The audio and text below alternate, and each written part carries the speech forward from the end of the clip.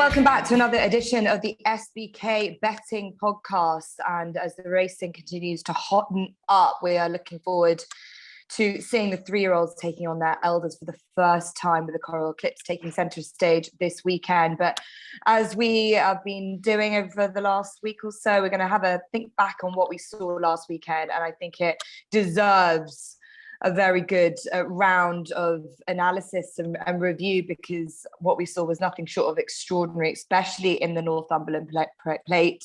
The Irish Derby was pretty scintillating as well. And we're just sort of setting ourselves up for more excitement for the rest of the season, I suppose. Tom, Collins, Westover. The Irish Derby looked pretty simple, very simple for Colin Keane. I suppose him being on board just gave all their connections a lot of confidence, but did they even need to worry about the jockey at the end of the day? He looked pretty special in that performance on last Saturday.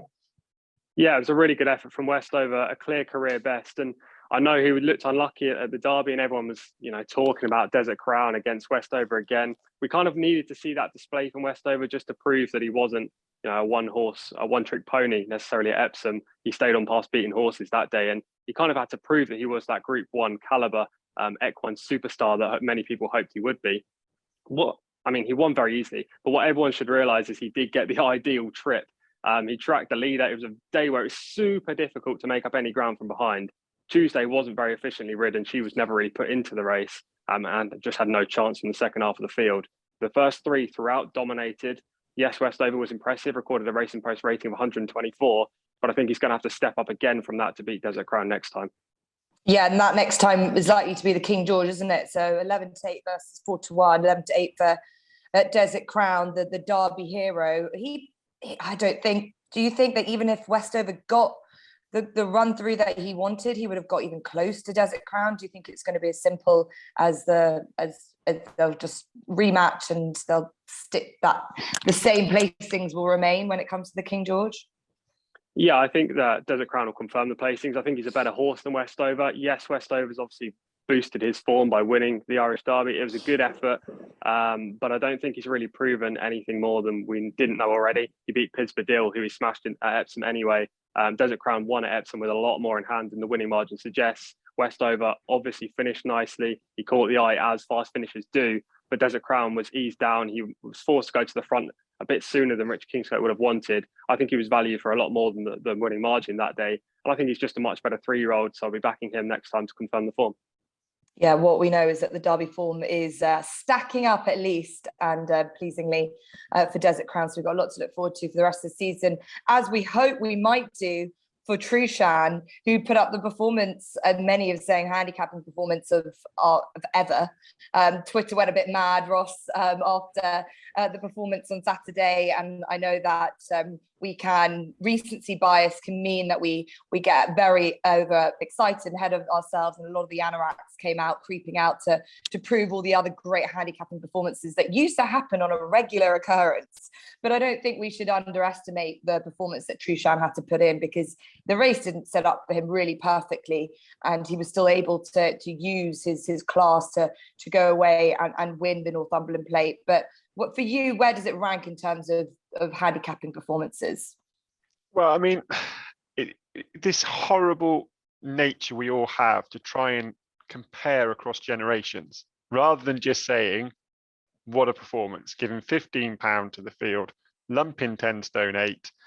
Yes, his class got him there, but also he got down, he got dirty, and he really fought. So look at it as a horse race. It was a brilliant performance by a horse under a welterweight, giving lumps of weight away in a decent handicap.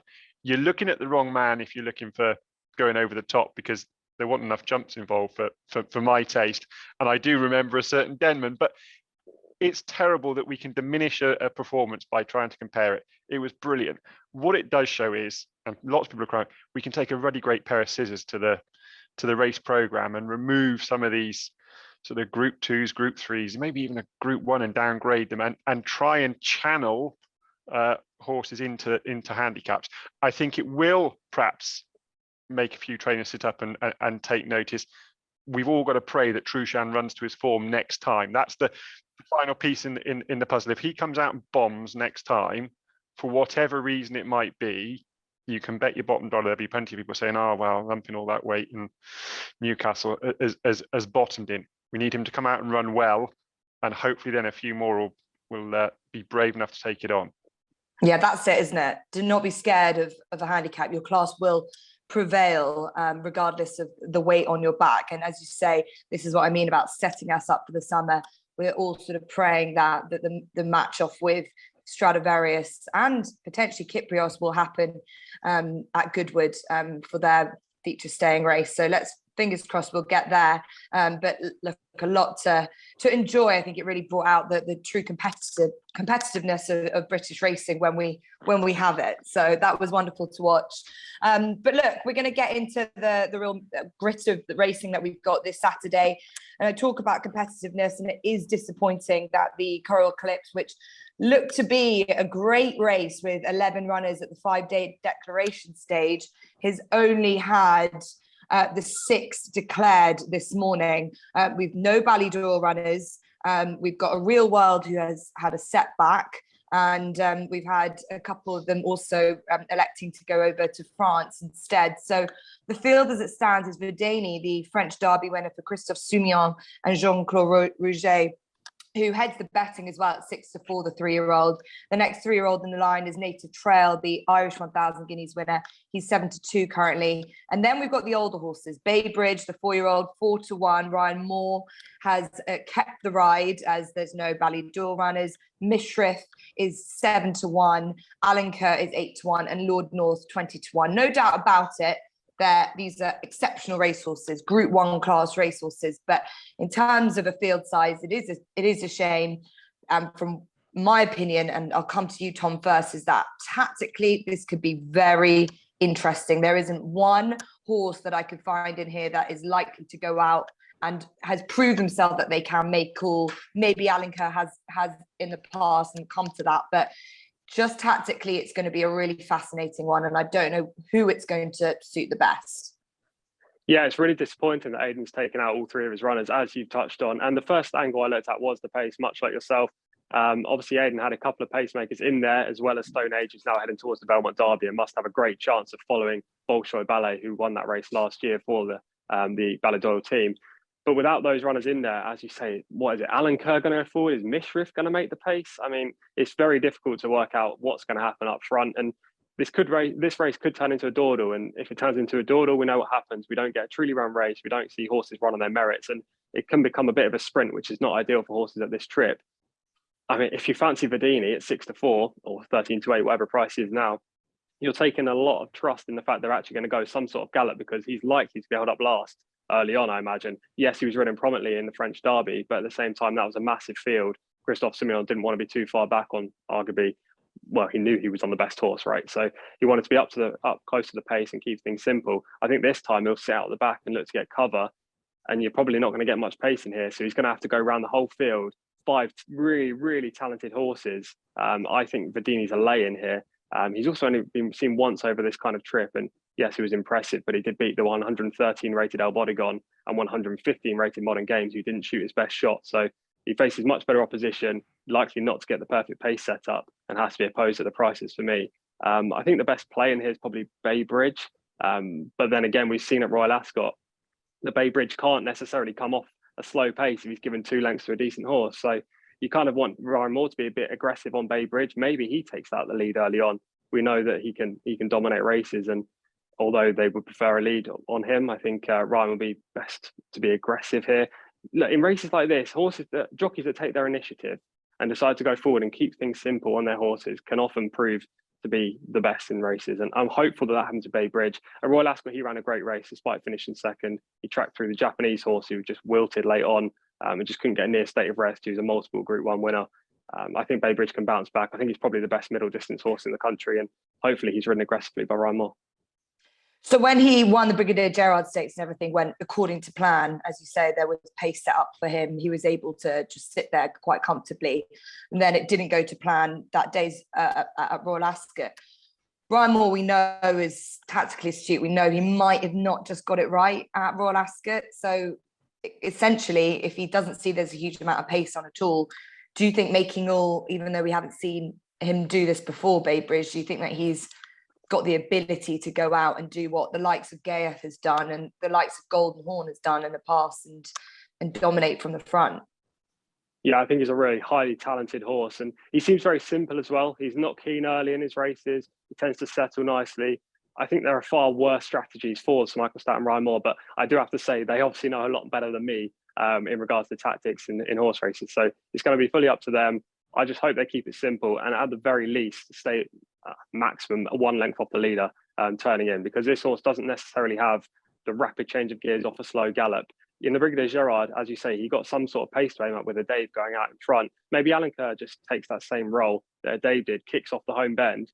And then, because he's got that proven stamina, right, Alenquer, maybe he tries to fend off the rivals that way. That would suit Bay Bridge. But at the same time, you need to be within striking distance, no matter what the pace pans out up front. Yeah, I think that's really interesting. Alenquer, we'll get to that. Ross, look, we've got 2 3-year-olds in this field. Thankfully that they're in here, because this is what we want to see. We want to see these younger horses taking on their elders. I think it's fascinating, especially Native Trail at this trip. And for you, is he a horse that will benefit from a race like this and how it pans out? We see that he's a horse that hits a bit of a flat spot. He's a bit of a worry to watch. He's a bit of a nightmare to watch because you never really know what's going to happen. But he's clearly got the gears. What do you think William Buick should be doing on him? I'd like to see him sat handy enough. The pace is TC. It all revolves around the pace. I happen to think Alenquer will go on and make it.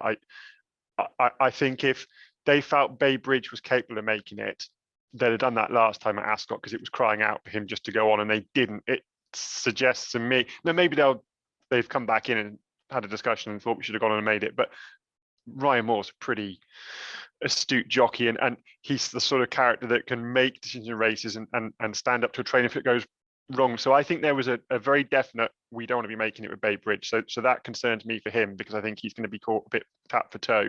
So I'd like to see Native Trail handy. I think he's okay. He can hit a flat spot, but he's still a miler coming up in trip. He should have more gears than these if they crawl. I think he can quicken a bit better than all of them, apart from maybe Vadeni. The trip, I mean, it's a real mixed bag, his pedigree. His Damn Needle Leaf didn't run. She's a half sister to a 6 furlong winner. She's a full sister to a 2.5 mile 130 rated chaser. So I think he'll stay. I think everything about his run style suggests he'll stay. He was doing all his best work late on at the Curragh. And I think if you think back to the run up into the Guineas from the Craven, he was such the talking horse of the season. He's been beaten once by Caribus, who's no slouch, as he proved at Ascot, and yet he's barely talked about, has been slightly disregarded. The Craven run has been boosted. Claymore went and won the Hampton Court, bulged up in the Hampton Court Stakes at Ascot. Hu Yamal is second in the Derby. He got caught in a bit of traffic at the Curragh. Maybe he wasn't quite as impressive as you would have liked to have seen, but I think he's been forgotten about. I think the race could be run in a manner that it plays to his strengths. I think you'll see the trip out, and he gets the weight, which at this time of the year particularly, he's going to be a big strong horse now. I think that's key. Yeah, that's a really important point. The elders with 9 stone 9 on their back, and these 3-year-olds 8-13, which will be a big benefit at the crucial stage of the races. So Vadeni for you, even though he's proven that he stays this trip, but being by Churchill, Native Trail being by Oasis Dream, it's a funny one that they shouldn't be doing this. They shouldn't be necessarily Vadeni anyway. But given the ground that he got last year, he looked like he stayed fine. But do you think that on merit and what they've beaten so far, Native Trail over Vadeni for you? It was a bit of a pricing as well, Jess. I'm a bit loath. I wouldn't be at all surprised to see Vadeni go and do it. I wanted to look at the 3-year-olds because I love Bay Bridge, but I just can't see this being run to suit. Vadeni's a skinny enough price. Native Trail is a horse I like. Bit more juice in the price, and I still think he's got more to come. I don't think we've seen the best of him yet. Okay, 7-2 has definitely been weighted with for this test, hasn't he? Didn't go to Royal Ascot. They don't want to put him against Caribus. and Native Trail is here in the Eclipse and is a fascinating runner.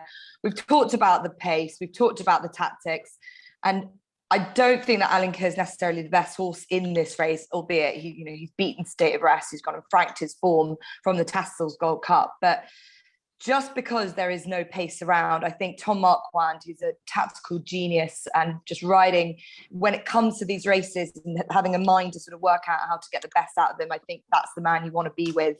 And we saw him do this with Quickthorn back at Sandown when he won the last time. There was no pace. The horse wasn't necessarily the type that would go on and make all, but he elected to do so, and he got spot on with his fractions. And I just think if it's going to come down to that kind of judgment, it's Alenquer who makes all and can stay.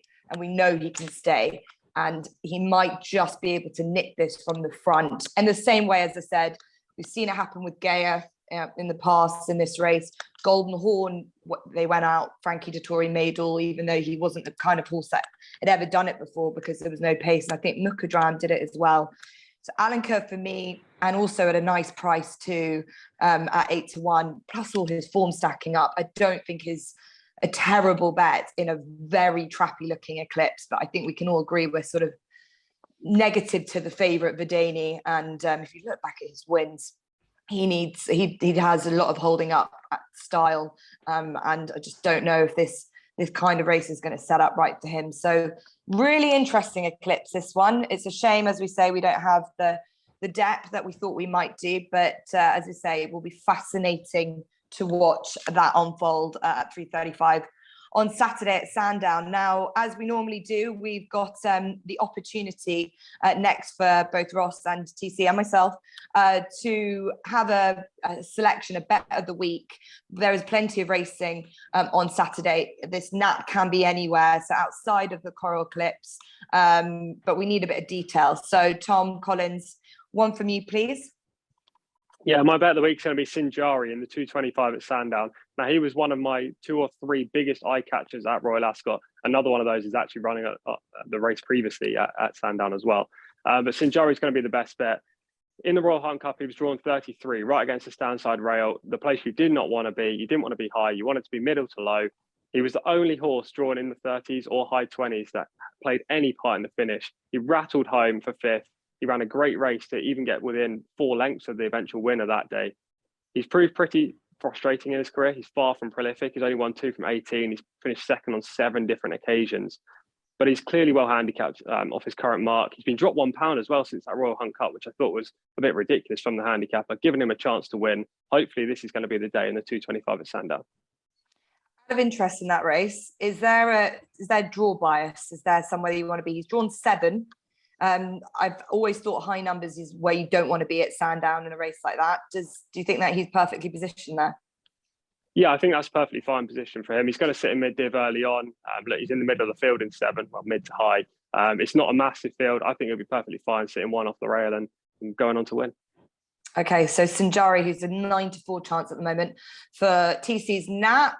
Ross, where are you looking for yours? So I'm going to Sandown, the 150, the Coral Charge. And I really like the Andrew Balding trained Nymphadora. She had some bits of quite nice form as a 2-year-old, and then perhaps sort of just tailed off at the back end of the season. She's come back in this year, two second-placed efforts. Firstly at Chester, trying to give £4 to the now 99 rated Living the Dream. Chester wouldn't have suited her. She's a strong stayer at the trip. Chester, I think, would have been a bit sharp for her.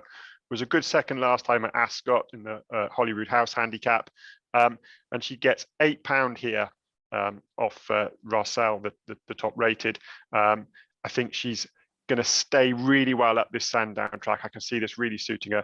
She's got a nice enough draw. She's drawn fairly close to Russell. I think she'll see it out strongly for Andrew Balding, who's having a good season. So she'd be the nap. 8-1 as well for your nap. You don't mind that? Not at all. Well, we wonder if that will shorten. So Nymphadora 8-1 as it stands for Ross's nap. For myself, I'm going to do something a little bit different. I wanted to see if my 2 horses that I like this weekend, if there was any price disparity. There isn't. So I'm going to put up a double. Garcia is a horse that I thought I was going to see at Royal Ascot, but I think the William Haggis team wanted to avoid taking on their own horse, Candleford, and they've kept him fresh for the Old Newton Cup at Haydock on Saturday, the 3:15. He is going to be, I have to imagine, at the moment he is 6-4. He could even go off a bit shorter. And that's based on the fact that he put up a very good performance on his seasonal reappearance at York back in May. They've left him alone. The William Haggis team are very good at plotting a bit of the job. And I think that they knew that this race probably would be maybe his last time in handicap company, off a mark of 101. But it's a very good quality Old Newton Cup. But I think this is a kind of a classic Haggis horse that is a group horse in a handicap, and he's better than this.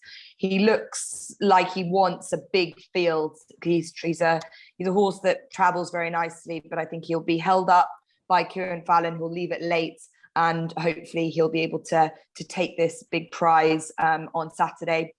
And I'm going to put him in a double with Heredia, who is my horse to take out of Royal Ascot. Yes, she wasn't the most obvious one to take out of Royal Ascot, but again, I think that she's just a filly that we really haven't got to the bottom of yet. She won the Sandringham in very good style. She did get into a lot of trouble to win it. And Richard Hannon talked about the options that they've had with her, to send her to group races, to send her to races of a higher standard, even the Falmouth. But they decided to go for the Coral-Eclipse, the listed race at Sandown on Saturday at 3:00. And she's also a 6-4 chance, but as a double, SBK are paying 5.25 to 1 for the Garcia Heredia double. So we're hoping that it'll be a good day for our SBK ambassador, Sean Levy. And let's hope that Heredia can maintain her unbeaten record. So those are our nap plays and our double plays for this weekend. We also are going to look at our place selections as well, as SBK has place only odds on all races. So horses at a big price. We know, Ross, you like these. What have you found? Not a massive price, but the 3:15 at Haydock, Brentford Hope. He's going to love this softer ground. He's got a good apprentice on him. Dion LaRue is 1 from 1 this season. Claimed £7. That takes him down to effectively run off 98, which is his last winning mark. Brentford Hope is 1 from 1 at Haydock. I think you'll make it 2 from 2. Okay, Brentford Hope, the price that we can get you as it stands is 12 to 1. So not bad. Place selection for Ross. Tom Collins, you got something bigger than that? Yeah, 3:15 Haydock, same race, the Old Newton Cup. We've all touched on it. You like Garcia, and look, I've got no qualms with him heading the market and probably going on to win this race. But aside from him, it's 8 to 1 bar, and look, it's a perfect each way race. Perfect race to have an each way. A place play, 17 runners, might cut up due to the weather, but hopefully not too much. And much like Ross, I want to find a horse that likes soft ground, because the forecast for Haydock is horrific. It's already described as soft there. And Ravens Craig Castle is the horse that will appreciate give underfoot. He ran really well last time out when finishing 4th at Ayr. It was a quality effort in a similar kind of field, barring the fact that Garcia's in this race at Haydock on Saturday. I think if he reproduces that run on going, that will definitely suit. I think he'll run into the frame. Okay, 25 to 1 for you there. That's not bad at all. Do you think he'll get shorter? Yeah, I think he'll get a little bit shorter. He's really well handicapped, and maybe he's just that big, 25 to 1 currently because of connections. They're not really connections that tend to attract the bookmakers to post them at shorter prices. Okay, and I agree with you about the ground. The ground is really key for my selection as well. At a pace play, 10 to 1. I thought he might be bigger than this, but this is Percy Jones for the 1 mile 6 furlong handicap at Haydock at 205. This is a horse that I know from the yard is needed soft ground. That's why they had to wait for his first run to be at Goodwood a couple of weeks ago, where he just bumped into a really well handicapped horse, was second. I don't know necessarily that day if Danny Muscat elected to be he was using that far rail a lot at Goodwood that day, and I don't know if that's where he wanted to be. I think this race might set up for him a lot better. He is 10 to 1. I'll take that now for Percy Jones. I really like him, especially on this softer ground at Haydock on Saturday. So plenty of options, plenty of good prices that we've hopefully have found you. We've also, as we did last week, and I think that Tom, Stat Attack might have gone quite nicely for you last week, did it? Yeah, we had a winning Stat Attack. Hopefully the same again this week, Jess. And so what have you found for us? Just the one stat attack this weekend, and that's Michael Bell. He's 7 from 31, 23% with his 3-year-olds at Beverley. He has 3 3-year-olds running at the track on Saturday. They could be singles, place plays, but whatever you do with them, make sure you follow and keep a close eye on those 3 runners, because he's got a phenomenal strike rate at the track with his 3-year-old horses. Okay, Michael Bell, Beverley. Great from Tom. We know this worked out last week with your stats. Ross, have you found something juicy for us? A bit of an observation for you, Jess. At Haydock in the 135, the Robert Cowell trained Little Earl. He's been a non-runner the last 4 times on account of the ground. They've been waiting for what they see as perfect ground, I'm sure, to exploit this handicap mark. Haydock should have no problem giving him the ground he needs. Nice soft ground. He's a winner and a second from 2 runs on soft ground. George Bass is an 18% strike rate, takes £5 off. I think he's well worth following. Okay, right. Very interesting with soft ground hunters. We've had a few of them this week. For myself, I've been watching a lot of racing up north over the last few days, thanks to my job. And Grant Tour is a man that I've got lots of time and respect for. He won the Sunday series last year, and he's really placing his horses very well. He's in absolutely excellent form at the moment. He's had a stream of winners over the last few days with Sam James, his regular jockey, and Lion Tower. He sends down to Sandown from Yorkshire for the 1 mile handicap at 225. He's got an excellent chance. And the other runner he has is Vince Lombardi in the 455 handicaps. I think those 2 horses, he's only got the 3 runners on Saturday. One of them comes from Carlisle, who I think is going to be a huge prize, but the other 2 are the ones that I'm really interested to see get on well. So Grant Tour, a man to keep on side as he continues to do well up north. So something for everyone there. A little bit of in-depth analysis and as we preview the Eclipse, which looks to be all about tactics. So let's see if we've managed to break that down right for you guys. We've got selection, a difference of opinion from all 3 of us, really. So interesting there, and plenty more from a nap and a place angle, and a bit of stats thrown into. A reminder that new SBK customers can get £30 in free bets by depositing £10. T's and C's always apply. Hopefully that we've given you a couple of winners here. Don't forget to like, subscribe. We'll be back again next week for more previews, and as well as that, make sure to get onto our YouTube channel. There's plenty more content like this to come from, especially from our SBK ambassadors, who are incredibly busy at the moment. So make sure to tune in, and we'll see you next week.